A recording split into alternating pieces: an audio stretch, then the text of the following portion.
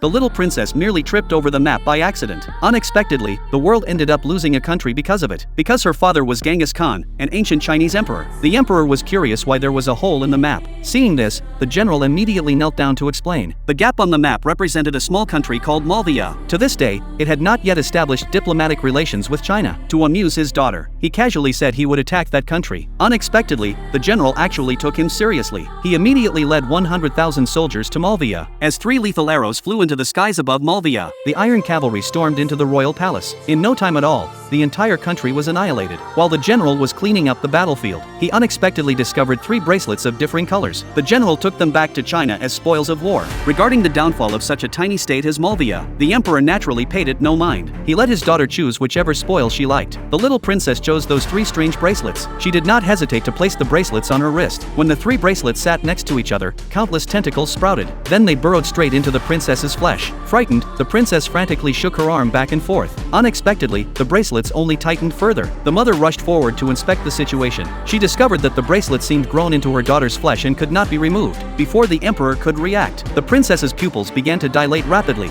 Then the colors in her eyes gradually faded, leaving only black and white. The next moment, the little princess stumbled and fainted to the ground. To figure out exactly what the bracelets were, the emperor hastily summoned the all-knowing high priest to examine them. The high priest said these 3 bracelets were rare treasures from a foreign land. Separated, they were divine artifacts, but when combined they became demonic implements. Moreover, each of the 3 bracelets corresponded to a riddle, with the truth hidden within the answer. The high priest said the little princess was cursed by the bracelets. If she could not solve the 3 riddles corresponding to the bracelets before turning 18, the bracelets would backfire and drain the princess's blood, eventually sucking her dry and causing her to die in agony. To break this curse, the emperor widely recruited extraordinary talents from across the realm, proclaiming that whoever could help the princess solve the riddles would be granted his beloved daughter in marriage. Hundreds of people came, yet not a single one could guess the answers. As the demonic curse of the bracelets advanced, the princess's complexion grew increasingly pale. To prevent herself from descending into madness, each night, the princess would have herself bound within the palace. With only 1 month left until her 18th birthday, the princess no longer held any hope of breaking the curse. But the emperor was deeply distressed for his daughter, so he had the general accompany the princess in sword practice. However, whenever the princess saw the general, she flew into a rage, for those cursed bracelets had been brought back by him. Under the guise of sword practice, the princess attempted to kill the general. In an instant, she enraged the general. The general subdued her with a single move. At that moment, a foreign youth suddenly appeared. The youth had intended to help the princess against the general, yet the general subdued the youth in one effortless move. In this life or death moment, the princess quickly raised her 3 colored bracelets in defense. Unexpectedly, the general's weapon shattered instantly. Furious beyond control, the general ordered his guards to drag the youth out and kill him. The princess hurriedly intervened, claiming the youth was her hired sparring partner. Only then was the youth miraculously